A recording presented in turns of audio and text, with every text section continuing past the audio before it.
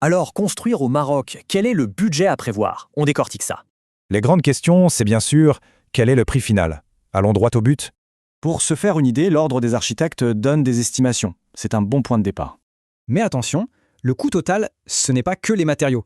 Il y a 3 gros postes de dépenses. On parle bien sûr du terrain, du gros œuvre, et puis des différents honoraires et études. Ok, premier point, le terrain. Au-delà du prix d'achat, il y a des frais administratifs à prévoir. Voici les frais d'enregistrement et de conservation. Ça change selon la nature du bien. Ensuite, le gros œuvre. Pour faire simple, c'est le squelette de la maison.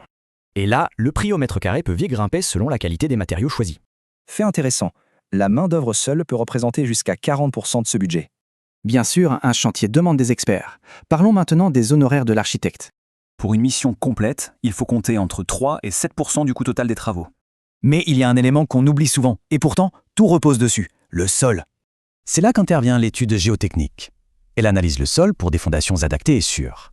Il y a plusieurs missions, mais la G2, l'étude de conception, est vraiment essentielle pour un projet neuf. L'ignorer, c'est risquer des fissures, des problèmes graves, et aucune assurance ne couvrira ça. Cette étude a un coût, oui, mais ce n'est rien face au prix d'éventuelles réparations. Au final, tout se résume à ça. Une bonne planification et de bons experts. C'est la clé. En bref, cette étude, ce n'est pas une dépense, c'est une véritable assurance sur l'avenir.